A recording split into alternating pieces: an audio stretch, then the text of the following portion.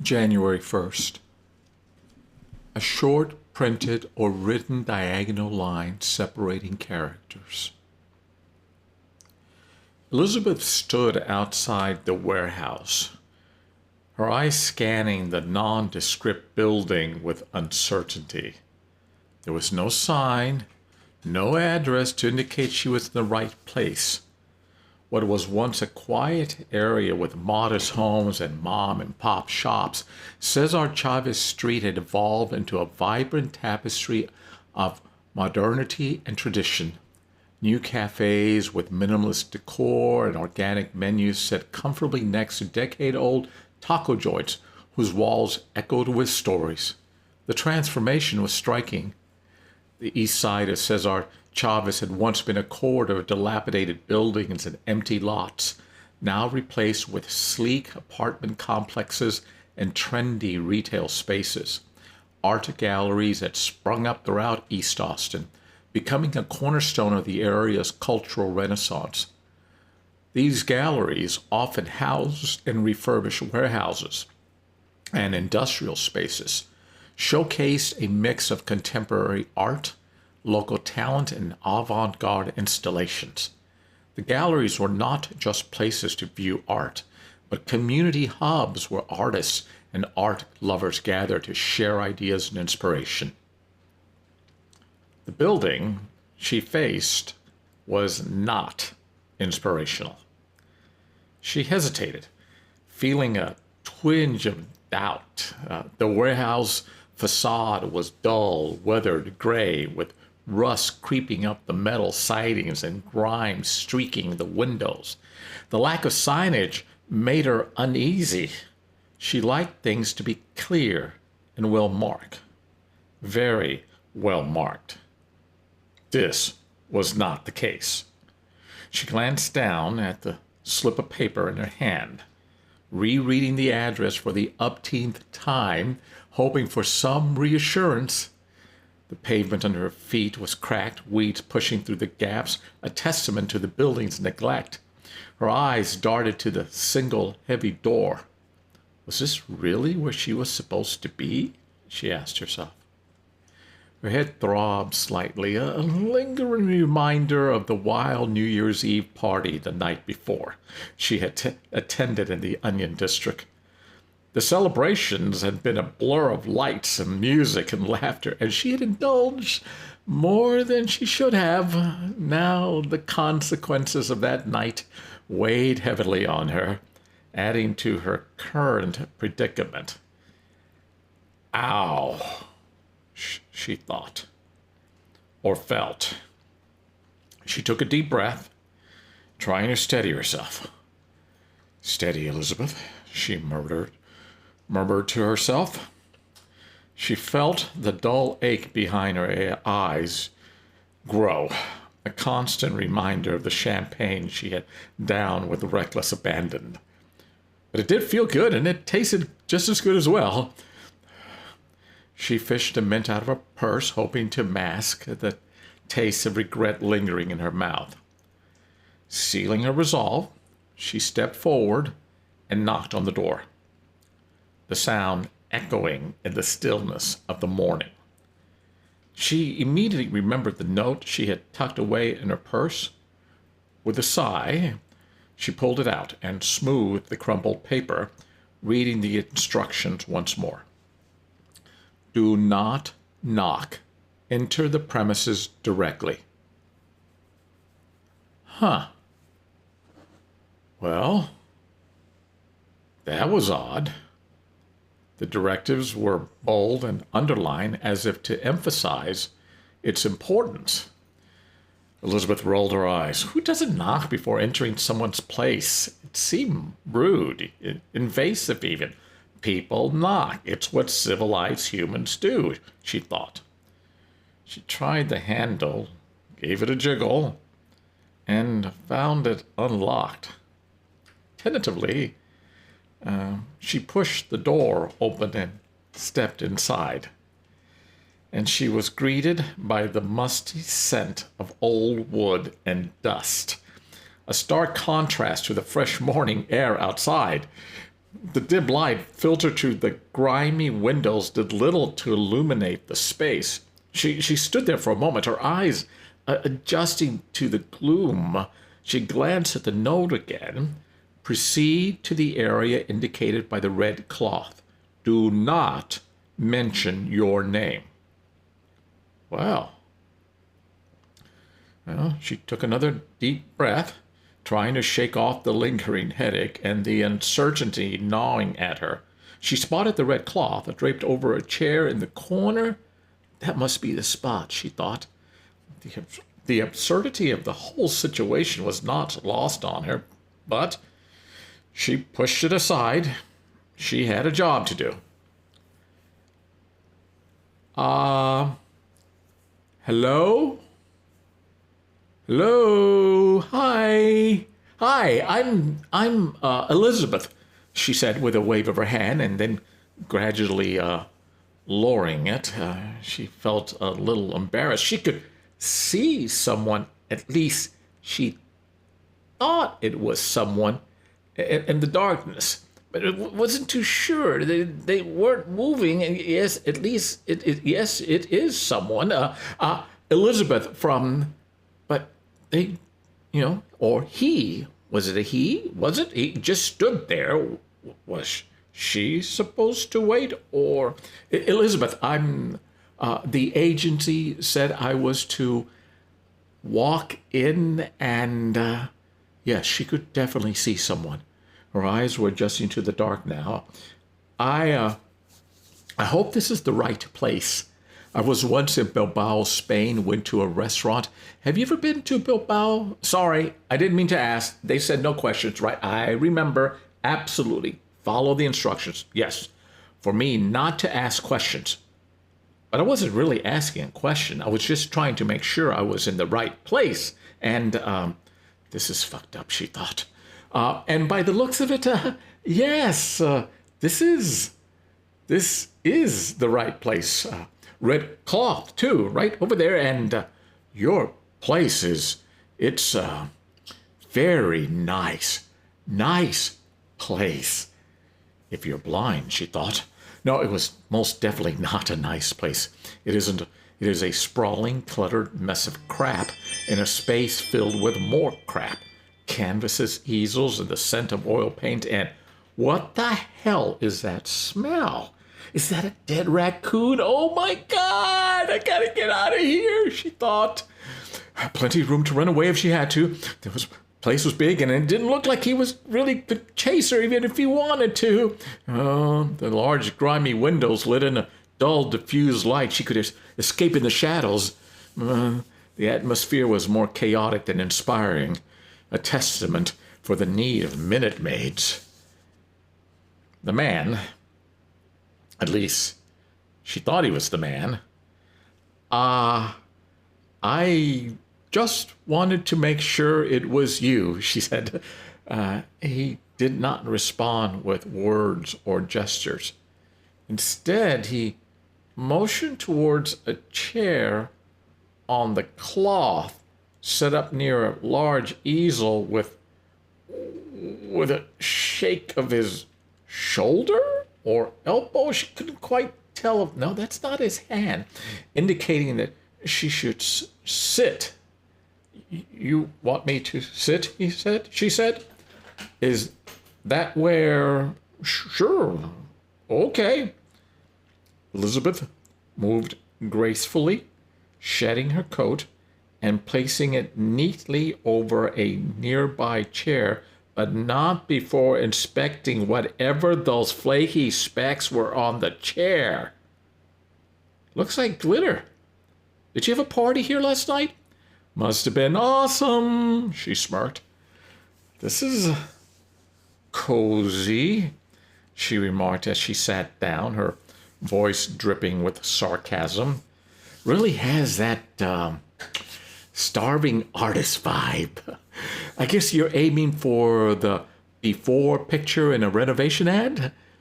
Jose acknowledged her comment with a brief glance before turning his attention back to his supplies.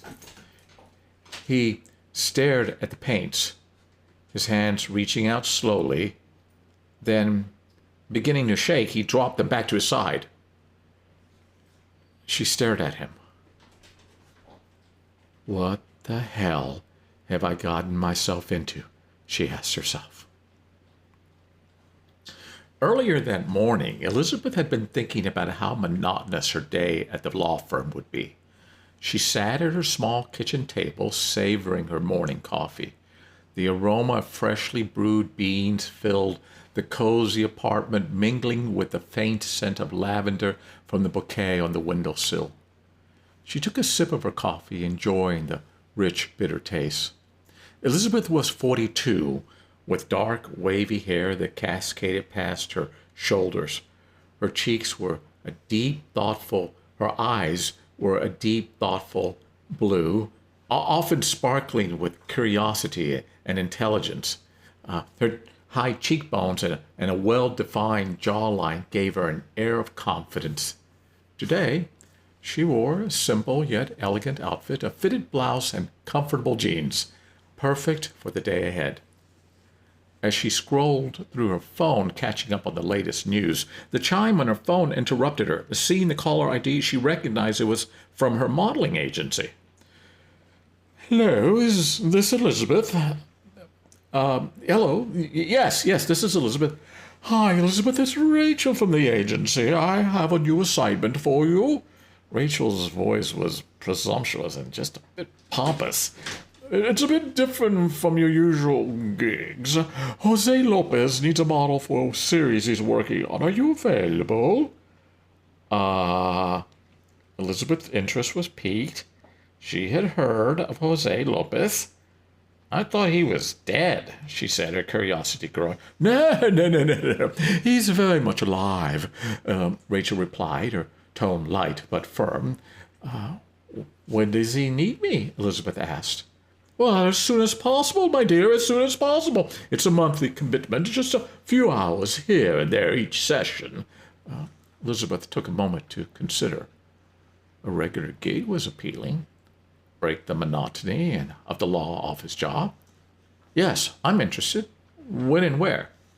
She had modeled for various artists and photographers, but not someone like Lopez. I mean, this guy is big-time famous and some kind of eccentric, a hermit or something like that, she thought.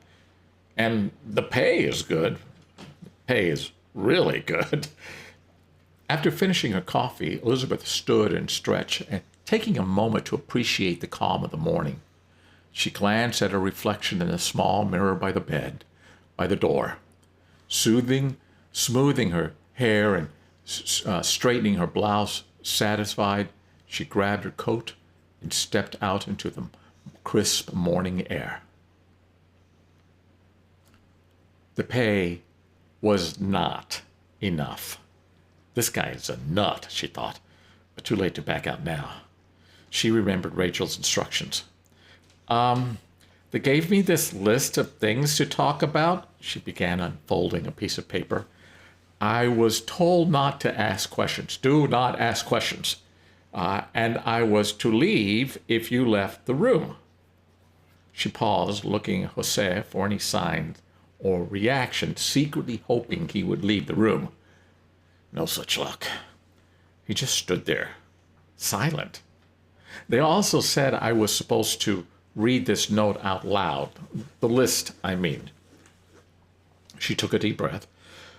Okay, here goes. Upon entering, me, are to proceed to the area indicated by the red cloth. This red cloth, I suppose. She glanced at the red cloth draped over the chair and nodded. You are not to mention your name, and you are required to speak about the following items and in the following order. 1. What did you do when you woke up? 2. Why did you pick the clothes you are wearing? 3. What is your occupation? 4. A description of your family. 5. Who did you vote for? Okay. She looked up at Jose, who was still silently watching her. That's it. No names. No questions. All James Bond 007 shit. Big mystery. Ooh. Is there a chair or something that I can... She trailed off, realizing her mistake. I'm sorry, I'm so sorry, I'm so sorry, I forgot. I'm not supposed to ask questions, and I'm good about following instructions. Right. But that's not really a question if you think about it. I mean, it's an expectation. You have guests, you have a place for them, a chair, a place to sit down. There was no instructions about what kind of, what you want me to do. She paused, listening to the faint music in the background. Okay, nice music, she said. She could hear a violin, a cello for sure, and an oboe. At least she thought it was an oboe. The sounds of classical music were coming from the other side of the wall. Is someone rehearsing? Sorry, I was just curious. You're probably glad it's not a Swedish death metal band. She smiled at the thought. Swedish death metal, in case you don't know, is this really intense, loud music with a lot of screaming and heavy guitar riffs. It's not exactly relaxing. Imagine a Viking opera with electric guitars and drums. I mean, it's great if you're into that kind of thing, but I don't think it would help much with painting. Jose stared at her, his expression unreadable, trying to process what she had just said. Swedish death metal, it's good for other kinds of meditation, I'm sure, Elizabeth smirked. At least that's what I've heard. She took a deep breath. Maybe I should start with a list. Did you know I thought you were dead? When they told me I wanted to jump up and down and tell my friends, but I didn't. I wanted to. The people at the agency made me sign a non-disclosure agreement, so I didn't tell anyone. Cross my heart and hope you die. Oh, no, not you die or anyone die. No, I'm really happy you're not dead. That would have been awkward. She paused again, gathering up her thoughts. I think I'll start with the first item. What did I do when I woke up? Okay. I'm not sure what I did and just how much am I supposed to. I mean, when it says wake up, does it mean when I woke up, right when, that time, or after I'm up and getting breakfast? Maybe from when I opened my eyes. Maybe from there. Well, this morning when I woke up, I was a little hot. My AC is funky and, kick my covers off, lie in bed for a bit, kind of like trying to see, will it be a good day? Will it be a bad day? Then I sit up, stretch, look out my window, then the bathroom. I wash my hands first. Kind of silly because I take a shower, but I wash my hands first. Then I walk out to the kitchen, make myself some coffee, grind my own beans. I need my coffee in the morning. Habit. Well, not the caffeine. Well, yeah, the caffeine is, but it's what I do. I get up in the morning, wash my hands, get my coffee, look out the window, hand shower, coffee. She glanced at Jose, who was watching her intently, but still not moving. Maybe I should go to the next item. Am I supposed to take it in the order that... I know, I forgot, no questions, but if I can't ask, then how am I going to answer, right? Right. Did you need some help? Jose just stood there. I'll do the next one. The clothes I'm wearing, well, they were clean, so that's what I wore. I do laundry on Thursdays. Today is Wednesday. Separate clothes on Wednesday, white stripes, colors. That is what was... If it had been Friday, it would have been a different answer. Huh. Well, the next one on the list, I'm an admin, law firm, nothing glamorous, and the modeling. Do it to make some extra money. I mean, who doesn't need, not that you would need extra money. I'm sure you have plenty of money, but I would think you could meet some people doing this kind of thing, some conversations. They wanted me to do a class, but I couldn't do it. Not in front of him, sitting in front of all those people. Well, sometimes when you model, you don't have much of any clothes, no clothes, and are we doing that here?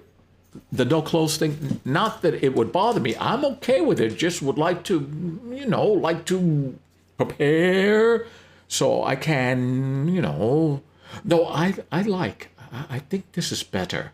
Private sittings. Of course, then you kind of hope you don't wind up with some crazy person. Jose didn't say a word. He just stood there looking at her. When is he going to start? Is that a fly on his nose? Elizabeth thought. But the agency, they are supposed to take care of that, making sure the person is authentic, not, crazy. Jose looked down. Is he laughing? She asked herself. He looked around. He was looking for something. She thought his expression had softened slightly, almost as if he found her rambling amusing. I don't like to ramble, she stated. Maybe if you... Is what I'm wearing okay? Wait, let me rephrase. I hope what I'm wearing is okay. I didn't have a chance to change. I came right from work. You don't have that problem, what to wear, not to wear. Bach! This is Bach! I knew I recognized, Elizabeth said, cocking her head to the side. She felt a sense of victory. Bach is good. It'd be better if there was a bit more light, Might help you draw better, Not that I think your drawing is bad. I'm sure your drawing is good, when you actually do start drawing. Have you started drawing? Or do I need to? I just always heard that sunlight was important. Lots of light, like Van Gogh's Starry, Starry Night, or in this case, Starry, Starry Day. Not a flinch from the guy. Not even a chuckle. She thought to herself. Wow. This next one, I know you must be wondering. The one about my family. Are you painting? I can't tell from this angle. Just curious. Jose's eyes remained focused on her. He slowly reached out for a piece of charcoal. Fingers. Fingers. Fingers, he thought to himself. 2 fingers. Pinch a charcoal stick. Hand. Then his arm began to tremble. No, he thought. As he tried to lift it, the shaking became more noticeable. She watched him intently now. I think he's trying to lift that little stick or something, she thought. For God's sake, just pick it up. We are going to be here forever. Jose let his arm drop back to his side. He tried to hide his failure. I can see what you're doing, Elizabeth thought. Her eyes looked up at her. His eyes looked up at her. She felt uncomfortable. Why am I uncomfortable? The list, she remembered. Description of my family. I'm not exactly sure what you mean by that. So my father, not too sure about my father, never knew him. My mother, she's an old lesbian, and no brother, no sister, though we had a cat when I was little, a male cat. I named him Lisa. Some koi, like to be petted. The koi, not the cat. I bet you thought I was going to say the cat, but I'm serious. You walk up to the pond, they all swim to the edge, and let you rub them. I hope you're getting what you want here, because I'm floundering. She paused, looking at Jose for a reaction. Was he looking at her? He wasn't even looking at her. He was looking out the window, she thought. Well, a lot of good that will do. There's so much grime you can't see anything, she whispered to herself. The canvas was still blank as far as she knew. Last item. Who did I vote for? That is a very interesting question. Did you mean recently, or are you asking, there are a lot of things I voted for. The Chronicle just did the best of Austin. You know, all the different things in town. Best ice cream, Amy's chocolate Belgian. I mean, who would not? And then best cheap date, Torchy's Taco. I go there a lot. That says something about my dates, not about me. Though I do like it. Though my favorite, best local controversy. Cocks, not Glocks. Just seeing a bunch of guys waving dildos. Yes, unless you were asking, who did you vote for? Well, I'll just say everything I voted for won. Yeah, except for best bowling alley. Do you bowl? I'm sure you could. I've seen little kids go up there and they just bend down, kind of push the ball. You could just roll it out. You don't even need your hands. You could use your feet or, kick it with your butt. Or blah, blah, blah. Why was it that you stopped painting? Because your hands shake? The room fell silent again, save for the signs of Bach. Elizabeth shifted slightly, uncomfortable, unsure what more to say. Seriously, though, she finally said, why haven't you started painting? Is this some kind of performance art where the model talks and the painter just stares? Jose stood up abruptly, his chair scraping loudly against the floor. Without a word or gesture, he walked out of the room, leaving Elizabeth alone and feeling a bit confused. Did I say something more? Hello, shit! Elizabeth stormed out of the warehouse, the door slamming shut behind her. She stood on Cesar Chavez Street, her breath coming in quick, angry bursts. The cold air bit at her cheeks, but she barely noticed. She was fuming. Typical man behavior, she thought bitterly.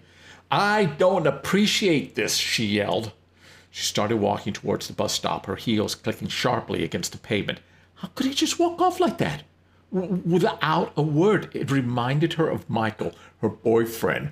Maybe boyfriend. Hell, she didn't even know anymore, who had pulled similar stunt. She vividly remembered the night they had been at a cozy little restaurant, the kind with the checkered tablecloths and candlelight. She had excused herself to go to the bathroom, and when she came back, she had seen him. He was crawling under the tables, trying to make his way to the front door without her seeing him.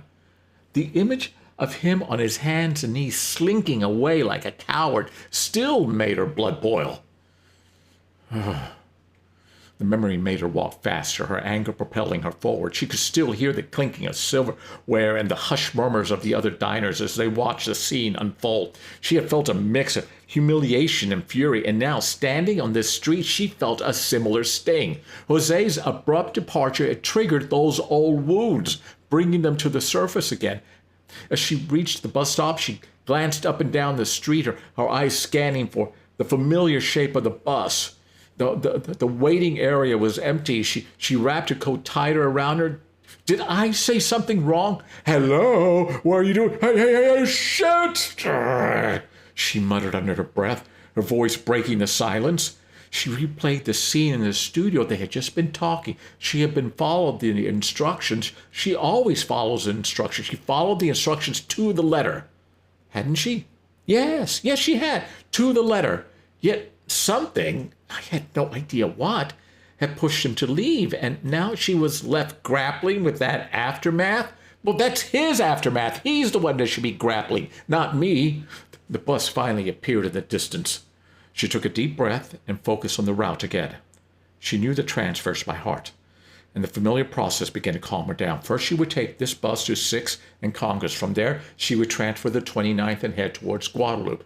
The routine of it, the predictability was like a balm to her frayed nerves. As the bus pulled up, she climbed aboard and found a seat near the window, her seat. She watched as the streets of East Austin rolled by, her mind methodically going over each transfer, from Cesar Chavez to 6th and Congress, a straight shot. She could almost see the landmarks passing by, the old Driscoll Hotel, the Starbucks in the corner, the street musicians playing for spare change. She visualized the route, the transfer point, the people, often sharing the rides with her. The thought of seeing familiar faces, even if they were strangers, was oddly comforting. Yes, comforting. Okay. She settled into her seat, feeling the tension begin to ebb away. And with each stop, she felt more in control, the anger and frustration of the studio fading into the background. Fade away, just fade away. The routine soothed her, the rhythm of the bus lulling her into a state of calm. Elizabeth took a deep breath and closed her eyes, letting the rhythmic motion lull her into a state of calm. Yes. She couldn't help but question whether she would ever go back. Maybe he didn't want her back, which was just as well, since he was an asshole for walking off without a word. Aside from him being an asshole, she wouldn't want to go back even if he did. As a matter of fact, she hoped he would ask her back just so she could say, no, no. The thought of rejecting him brought a small, vindictive smile to her lips. Though something gnawed at her, though. But for now, she just needed to clear her head. Tomorrow was another day. I wonder if Michael will call today, she thought. Wayan's eyes flashed with anger. That no good, disrespectful man, she exclaimed, her voice rising. I put a curse on him. May he stub his toe every morning, and may his paintbrushes turn into twigs. She punctuated her curses with a dramatic hand gesture, her small frame vibrating with indignation. May his coffee always be bitter, and may his favorite shoes always have a pebble inside. Wayan, Elizabeth began, but Wayan held up her hand, her eyes blazing with righteous fury. And may he be haunted by that itch he can never scratch, and the sneeze that never comes. The money is good, Elizabeth said. He's just complicated and a little lost. Complicated? Wayan scoffed, back her hands on her hips again. Men are simple creatures. At their core, they want the same thing: comfort, admiration, and someone to hold their hand in the dark when they pee. Wayan Bollock was a small, vibrant soul with an infectious energy that filled any room she entered. Born and raised in Bali, she had a rich cultural heritage that she carried with pride. Her deep belief in the mystical world often led her to make outlandish predictions, much to the amusement of those around her. Ever since the release of Eat, Pray, Love, she had been convinced that she and Julia Roberts would become soul lovers. Wayan's obsession with the movie was well known among her friends. She had seen it over 100 times, each viewing a spiritual experience. She had even written letters to Julia Roberts every month since August 13, 2010, the day of the movie's premiere, convinced that one day the actress would reply. In her more whimsical moments, Wayan would concoct elaborate scenarios about the future together. I see it now, she would say, her eyes dreamy. Julia will change her name to Betsy and move to North Dakota. We'll open a little cafe together, serving Balinese coffee and American pastries. It will be called Betsy's Bali. She fall in love with the simplicity of life there, and we'll spend our evenings watching the sunset over the plains. Elizabeth couldn't help but laugh. Betsy? North Dakota? Yes, Betsy is a strong, sensible name, Wayan said, nodding emphatically. Elizabeth shook her head, still smiling. You're something else, Wayan. Now, Wayan said, flashing a grin, let's find you a wig that will lift your spirits. Wayan was the owner of Beulah's Amazing Wigs. Not owner, she would say. Proprietor. Wigs for the life not lived, she would say. A cascade of wigs in every imaginable style, drawing the eye of passerbyers with the promise of transformation and fun. Wayan believed that the wigs made of human hair still carried the essence of their previous owners. This one, Wayan said, holding up a sleek black wig, belonged to a woman named Coltrane. She was jazz singer in New Orleans. And this one, she picked up a curly red wig, was from a woman named Mildred, a baker from Vermont. She made the best apple pies. And this, Wayan said, handing Elizabeth a platinum blonde wig, was from a movie star. She never made it big, but her dreams are in every strand. Elizabeth placed the wig on her head and looked at herself in the mirror, Wayne's reflection joining her in the mirror as well. Remember, Elizabeth, you are never alone. These wigs, they are all part of you now. Well, it would be nice if they could pay for my rent, Elizabeth said softly. I don't know what it is about him. You know, when you see him, it's kind of sad. I mean, Elizabeth paused as she noticed Wayne giving her the look. What? Don't give me the look. I'll give you the look whenever I want, Wayne retorted, her eyes narrowing with a mixture of concern and determination. And right now, you need to look where you are going, she added, emphasizing each word with a gentle but firm tone. Elizabeth sighed, feeling a mix of frustration and I know. It's complicated. Michael didn't call again. Wayne's stern expression then softened into a gentle smile. She stepped closer, placing a reassuring hand on Elizabeth's shoulder. You have big heart, Elizabeth. Just be careful who you give it to. Not everyone deserves it, and not everyone knows how to cherish it. Elizabeth looked down, her thoughts swirling. I know that. And it's not just Michael. That's not what... I feel sorry for him. You feel sorry for Michael? Wayne asked. No, yes, no. I mean, Jose, I feel sorry for him. And yes, I'm still pissed at him. I'm not going back. I'm not, but I see him standing there in the dark, this big old messed up place of his, crap everywhere, and him just standing. Sometimes I feel like that. With Michael, like I'm standing in the dark, no one else there. Wayne squeezed her shoulder gently. You have me, and you have yourself. And that's a powerful combination. You don't need to stand in the dark. You have a light within you, and you have the strength to find your way out. Elizabeth nodded, small smile tugging at the corners of her mouth. You hear me? Wyatt said gently. Now, let's find some fabulous things to wear with this wig. Let's make today extraordinary, okay? Okay, Elizabeth replied, her voice steadier. Good. All right then. Let's get this wig party going, Wayne exclaimed. And with that, Wayne handed Elizabeth a neon blue, vibrant wig, and they both burst into giggles as Elizabeth struck a dramatic pose. You look like a rock star from the 80s, Wayne teased, her eyes sparkling with mischief. And you look like my eccentric manager, Elizabeth shot back, donning a pair of oversized sunglasses to complete the look. Wayne clapped her hands, the sound echoing through the shop. As Elizabeth left Beulah's amazing wigs, the sun had climbed higher into the sky, bathing the street in a warm golden light.